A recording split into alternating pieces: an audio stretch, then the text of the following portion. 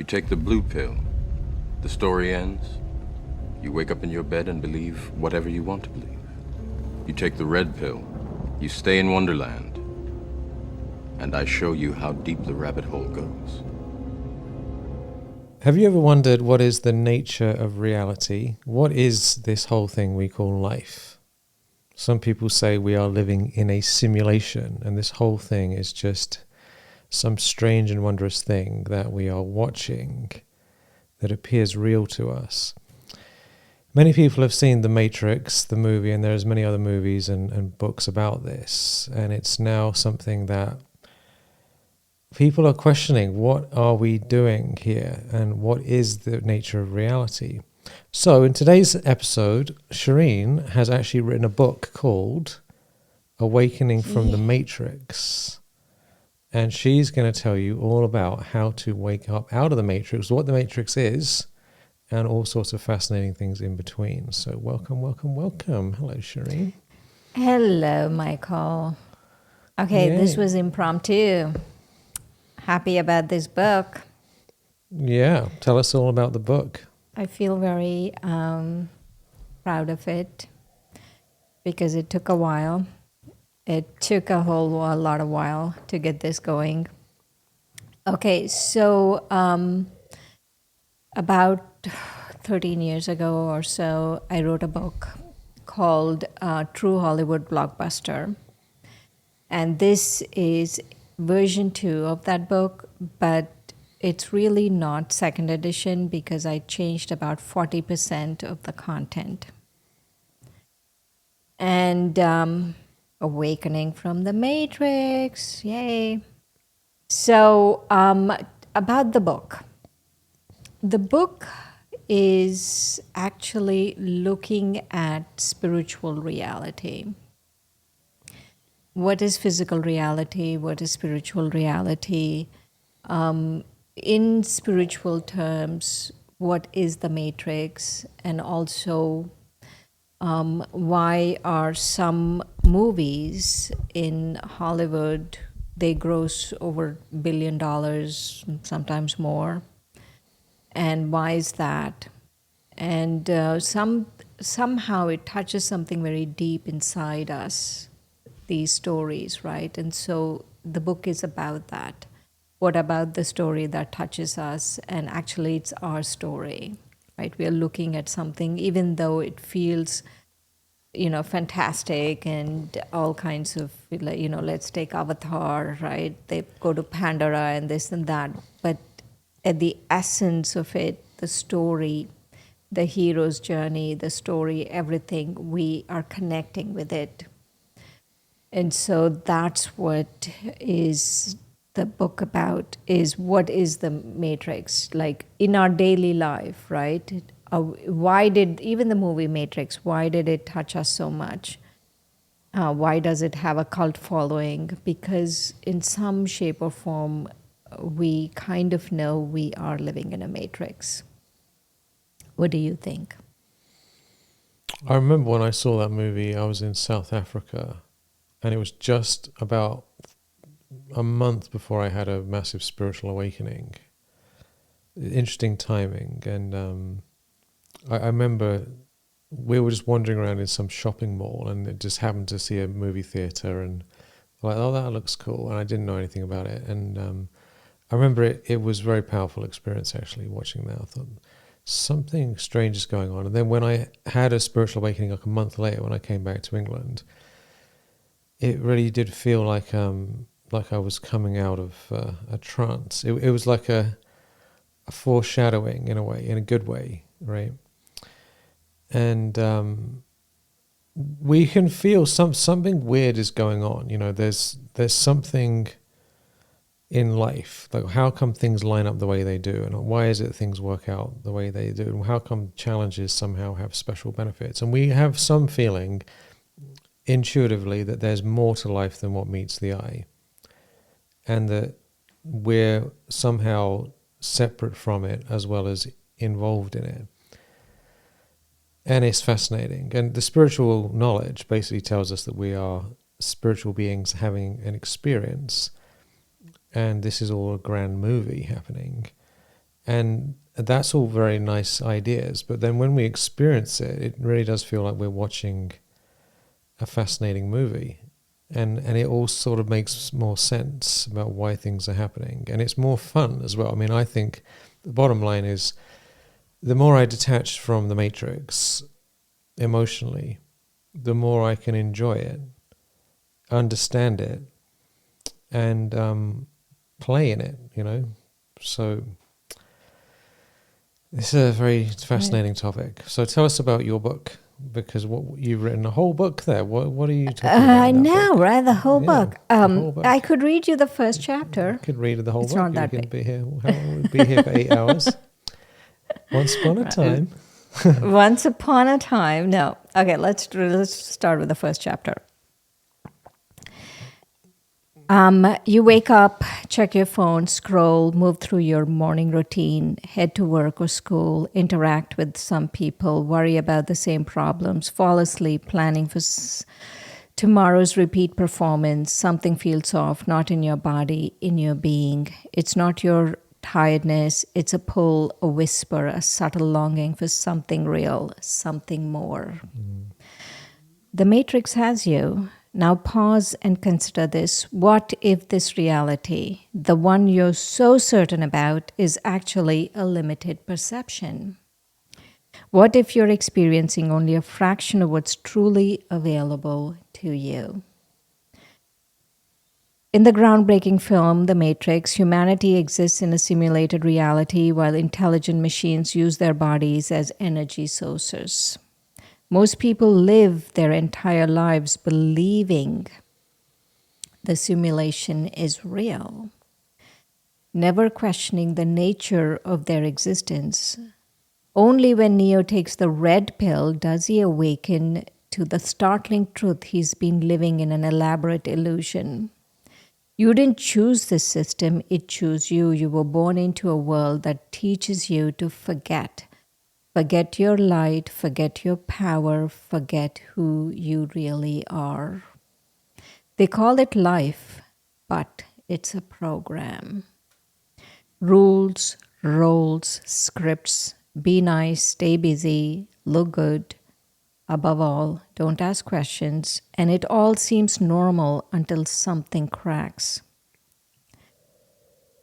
The illusion of identity. Have you ever caught yourself saying, I'm tired or I'm angry? These simple phrases reveal a fundamental misunderstanding about who we are. We identify so completely with our physical bodies and emotional states that we believe we are them. But what if you're not your body? But what if you're not even your thoughts or emotions? What if, like Neo, you've been living with a case of mistaken identity? You are light embodied in form, your eternal essence expressed through presence, your truth manifesting as a person. Consider this. You say, I have a body, just as you say, I have a car. You don't say, I am a car. So who is this I that has a body but is not identical to the body? The Matrix wants you to believe you're a name, a gender, a job. It wants you to chase approval, success, and comfort. But the truth, you're not a body, you're not your thoughts, you're not the story others wrote for you. You're a soul, a being of light, a spark of divine presence. This distinction isn't just philosophical wordplay, it's the first crack in the matrix, the beginning of awakening to a broader reality. When Neo begins to question his reality, Morpheus tells him, you felt it your entire life that there's something wrong with the world. You don't know what it is, but it's there like a splinter in your mind. Many of us feel that splinter, a nagging sense that there must be more to life than our daily routines and struggles.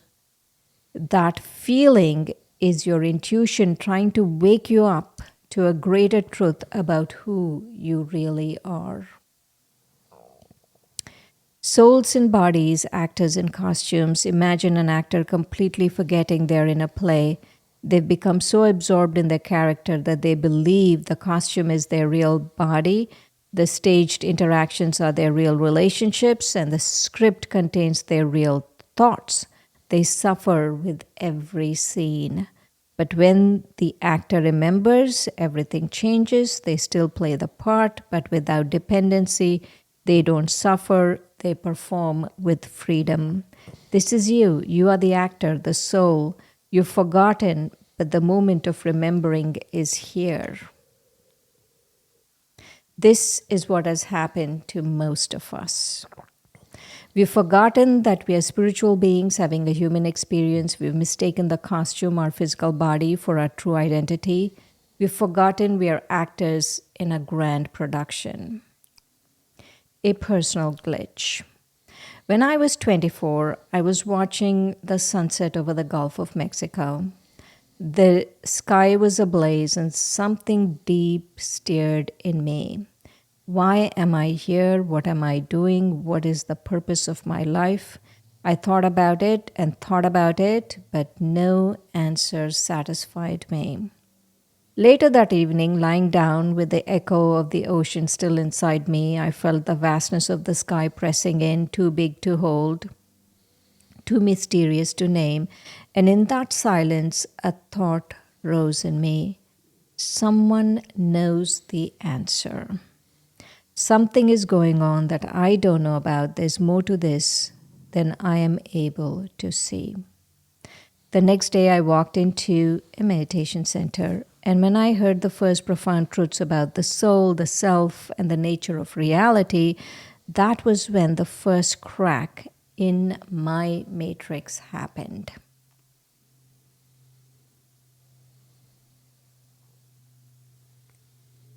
Okay, it's not too long. The journey of awakening from... I could stop. No. It's a cliffhanger. ... The journey of awakening from our personal matrix begins with a simple but profound shift in awareness. Recognizing that you're not your body, your thoughts, or even your emotions. You are the conscious awareness experiencing all these things. In meditation practices around the world, this awareness is often described as the witness or the observer, the part of you that can watch your thoughts and feelings without being caught up in them. This observer is not affected by what happens to the body or the wild fluctuations of emotions and thought. It remains steady, peaceful, and complete. When Neo first learns to see the matrix for what it is, he's initially overwhelmed. Everything he believed about himself and his world is challenged, but with this new awareness comes incredible freedom and power. Similarly, when you begin to identify with your true self, the spiritual being behind the physical costume, rather than with the body and personality, you access a freedom that transcends physical limitations. You start to see beyond the matrix of illusions that have defined your life. The call to wake up. In every great story, the hero receives a call to adventure. An invitation to leave the ordinary world and venture into the unknown. Neo receives his call through a mysterious message on his computer. Wake up, Neo, the matrix has you. Your call might come in different forms, a persistent feeling that there must be more to life, an inexplicable yearning for deeper meaning, a crisis that shatters your previous worldview, or perhaps even this book finding its way into your hands at just the right moment. This is your call to rise, to remember, to choose.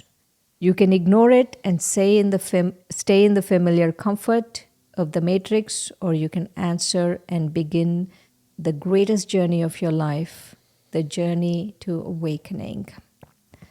The choice, as Morpheus would say, is yours. The first step. Waking up isn't easy. The matrix is clever. It doesn't just imprison you, it makes you love your chains. But the fact that you're reading this means something is steering. A part of you knows this is your moment to question, to listen, to see, because the truth is you were never asleep, you were dreaming. Now you rise.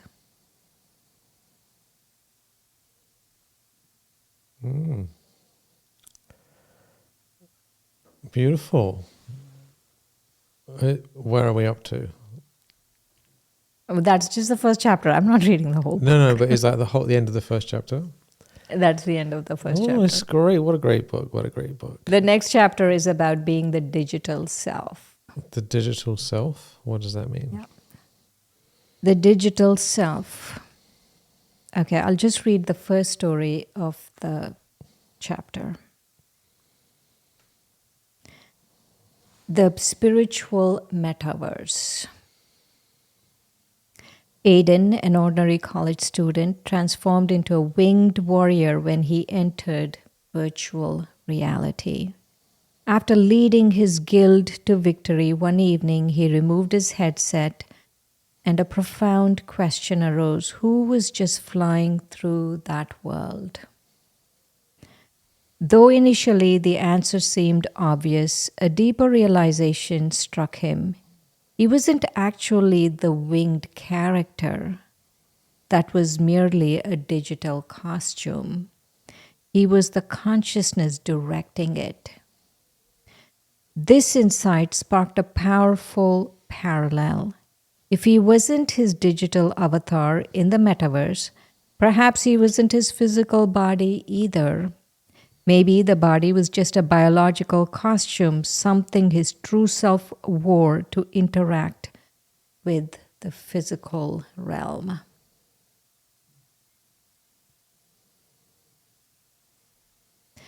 In the simulation, you play many roles, but the one who plays, the true self, is not the body. You are the actor. The body is your avatar. You, the soul, are the one behind the scenes, unseen and immortal.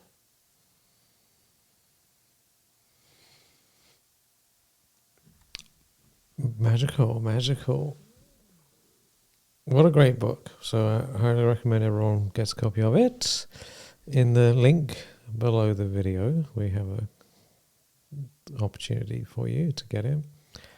It's very, very deep, right? Because we need to know what we're dealing with in life. Like, what is this thing that we're in? I was having some really magical meditation the other day, just practicing I am only that consciousness and I'm not anything else at all. Right, because all the stress and worries and the problems are all because of stuff in the matrix. Mm-hmm. And the matrix is a never-ending, shifting, moving, transient digital thing that just kind of keeps changing form and shows up different levels of monsters and characters and creatures and issues. So what we're really getting into here is going from understanding to an experience. And you've had an experience because you feel profoundly liberated.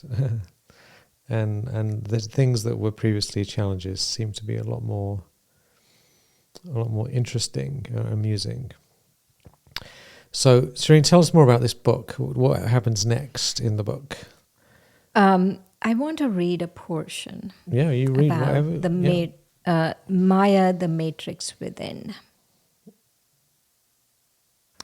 So when we say Maya, right, we've spoken about Maya in our previous episodes. And Maya really is, in Sanskrit, the word Maya means illusion. And people say, oh, the world doesn't exist, the world is an illusion. It's not a physical illusion. The world does exist. This does exist, right? I mean, this body does exist. I'm in here playing the part of Shireen. I exist. So the world does exist. But when we say Maya, and this is what actually is the crux, or what the matrix actually is. Maya is the inner matrix, an invisible simulation overlaid on top of reality. It is not just a digital illusion, but a spiritual distortion, a code running in the background that alters your perception. In ancient terms, Maya means illusion, but within the matrix, Maya is the default operating system, coded with vices like ego, greed, lust, anger, fear, and attachment. When I view the world through this internal matrix, my perception is warped. It's as if I'm wearing virtual reality goggles coded by vices. I don't see people as they are. I see them as threats, tools, or objects of desire. Maya filters reality, distorting my vision like a colored lenses that obscure the pure truth. The matrix of Maya doesn't only distort the outer world, it hijacks my inner dialogue. Fear whispers commands, procrastination delays, upgrades, ego installs viruses. These internal agents of Maya become the governors of the system. They run the show. The earth has become their playground. They define what's normal. But the deeper truth is this: the world isn't an illusion. My view of the world is. The matrix isn't out there, it's within me, embedded in the corrupted perceptions I've accepted as reality. There are only two states of consciousness: body consciousness and soul consciousness, which is divine consciousness. Body consciousness runs on Maya's operating system. Soul consciousness is our original innate nature. When I switch to soul consciousness, I exit the inner matrix. My perception upgrades, my world shifts, even if the outer simulation stays the same. There are only two states of consciousness. Maya tells me I'm the user and the owner of everything. Soul consciousness shows me I'm a servant of truth, here to love and uplift. When everyone thinks they're the supreme user, the system turns into a battleground of egos trying to control each other. But when I unplug from Maya and serve instead of control, I help reboot the system for myself and for the world. It's very deep. It's very deep. It's Maya is like a virus, isn't it? It's the Mr. Smiths of the world, but in our head. I could read more. Yeah, why don't you read another? What have you personally found most enthralling in writing this book and thinking about these things and using it? You know, like Aiden, the little guy, college student who was doing his avatar in a simulation. Mm-hmm. We also pick our avatars in this world. And we pick avatars based on our this very deep Maya that's going on, very deep vices that are going on, right? And let's call them archetypes. And we pick these archetypes and we don't even know we have auditioned and picked an archetype, right? For example, let's say I've picked an archetype, victim, that I've auditioned for and picked a victim archetype. And I'm playing this avatar as a victim. woe is me, the world is against me, this is wrong, that's wrong, that person did this, and this should have happened this way, and it didn't happen this way. And all of those things are going on. And what I don't realize is how powerful me auditioning and picking that archetype is. Because when I audition and pick a victim archetype, right, I also attract tyrants or abusers. I attract them because that's the character I want to play in the Matrix. And so if I decide to not do that and be a spiritual hero doesn't mean that you're having a cape and, you're going and actually rescuing people or doing any of those things. A spiritual hero is whatever you're doing. If, like, let's say, even if you're a cashier somewhere, you will be doing possibly the same thing or something else. It doesn't matter what your roles in life are.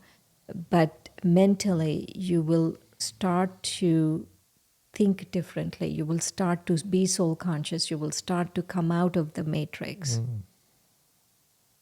And so the whole book is about that, how to come out of this matrix and live a spiritual hero life where you have transcendental experiences.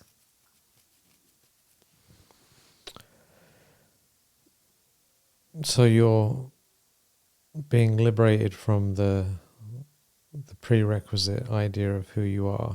I'm this person and I'm stuck in this thing and this is woe to me and there's nothing I can do about it. But to realize we've picked our avatar and we've attracted all these situations to us, and we're operating from some strange, virus type thinking patterns and programs in our head. So how does somebody get out of it then? All this layers and layers of mess. By first recognizing, right? Oh, reading the book. Read the book. There you go. Read the book. First recognizing, right?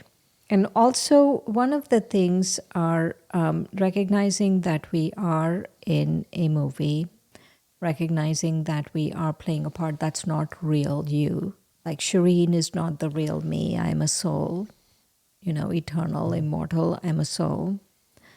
And recognizing that it's a game.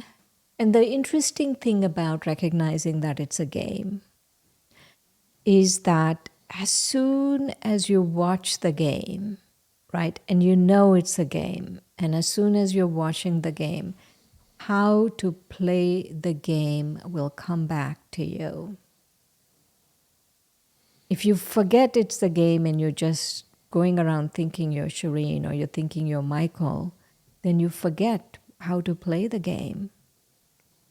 But as soon as you know it's a game and you know that you're playing the part of Michael or I'm playing the part of Shireen, how to do the movie, how to be a hero in this movie, how to come out of it, it's like innate nature comes back to you. It's a real liberation. I've always found this awareness that I'm not this person and I'm watching it happen and creating it.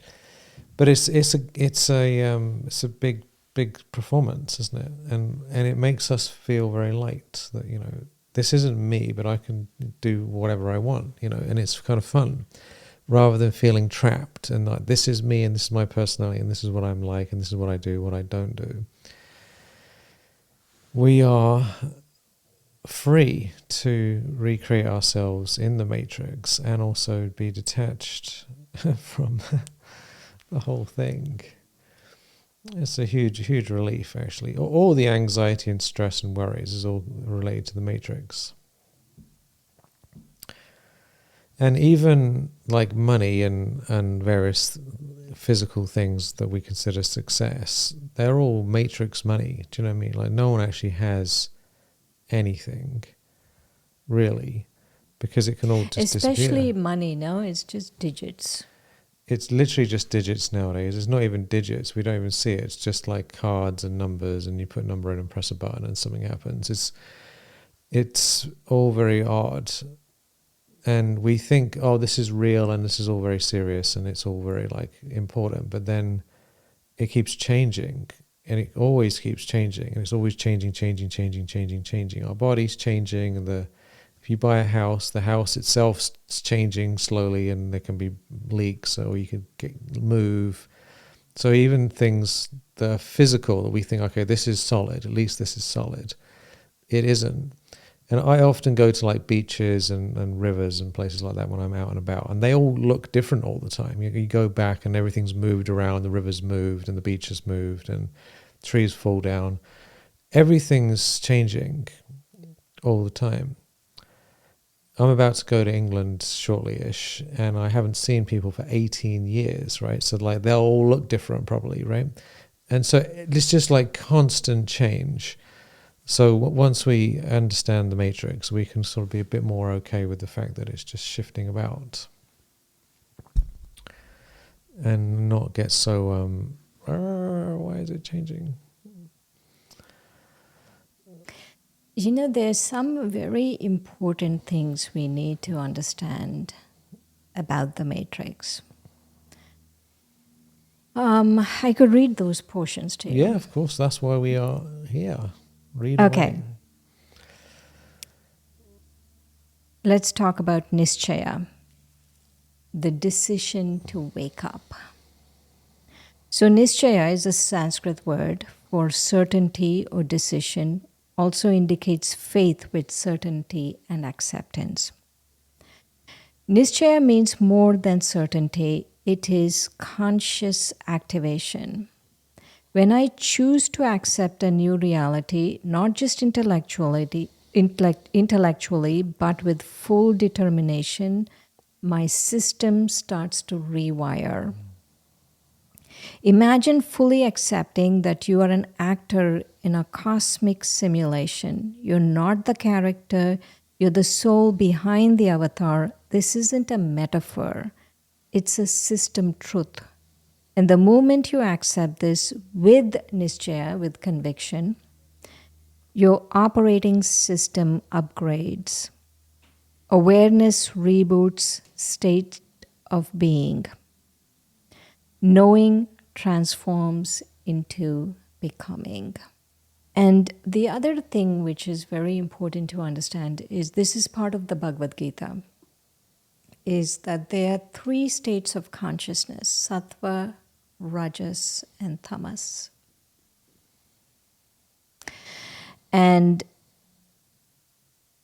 to understand, right? Okay, let me read that. To understand how we've become trapped in the inner matrix of illusion, we must examine the 3 fundamental energies that shape every scene, character, and behavior in the simulation: sattva, rajas, and tamas.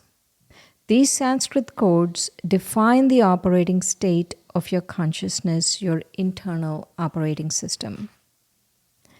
So sattva is the virtue state. Sattva is the original program. It's your soul's factory setting: clarity, balance, joy, and wisdom. In sattva, the system runs clean. No distortion, no bugs. Like Neo fully awakened, you see the code behind reality and operate with precision and purpose. When I exist in sattva, I, the soul, flow effortlessly with truth. I experience clear perception, unfiltered by ego or fear, inner peace that holds steady no matter the scene, intuitive wisdom, effortless virtue, and connection with all beings and the source.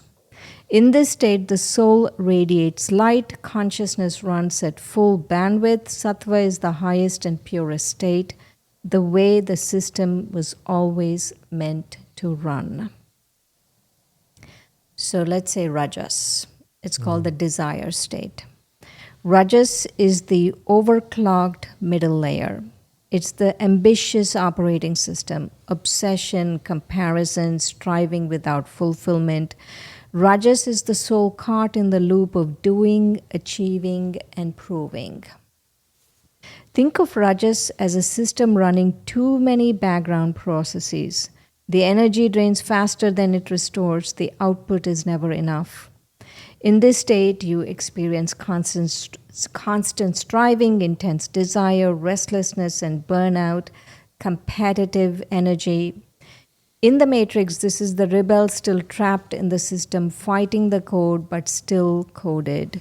Rajas fuels the illusion that salvation lies in external upgrades, but the more we chase, the more entangled we become. And people in the world these days really feel Rajas is the highest, right? Like achieving, overachieving. They really feel Rajas is the highest.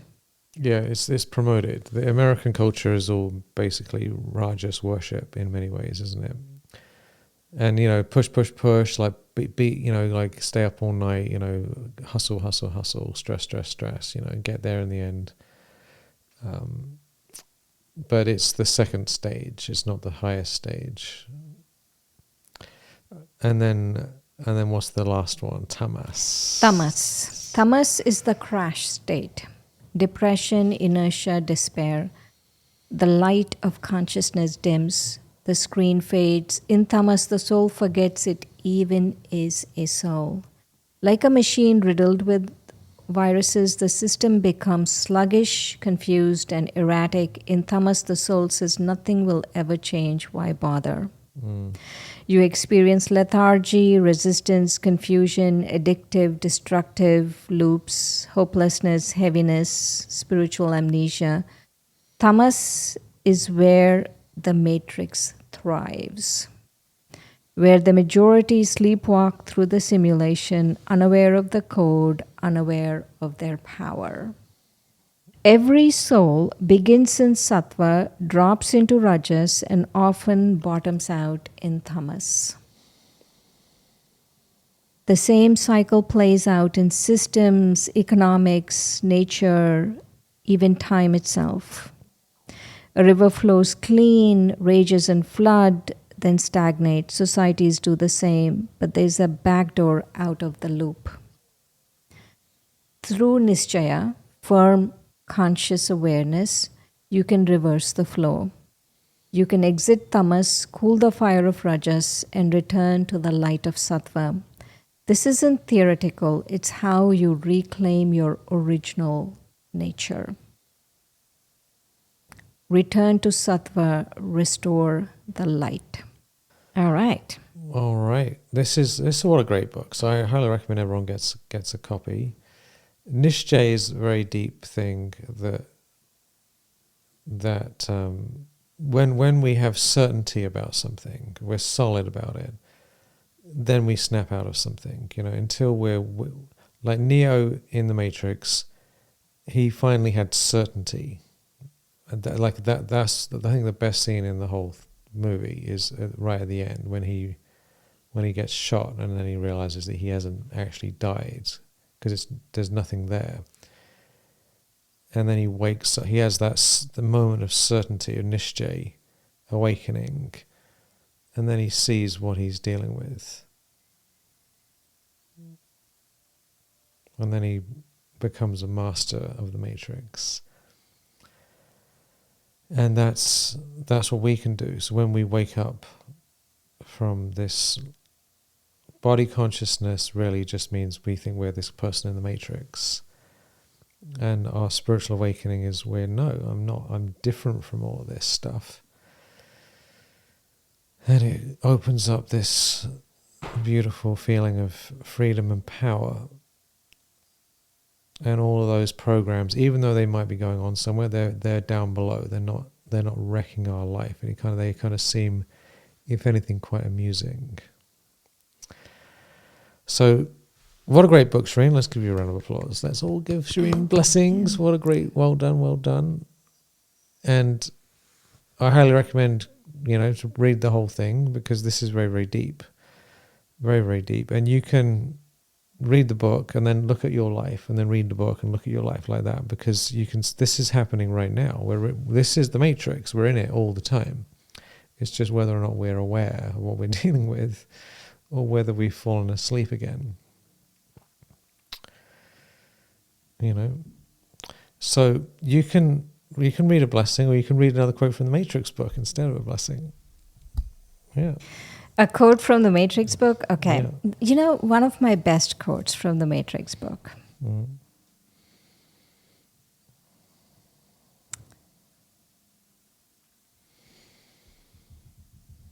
Oh, there is a story that I always talk about. I have to find the quote. It's this. The quote is this. The most profound wisdom is that which can walk in the world. Mm.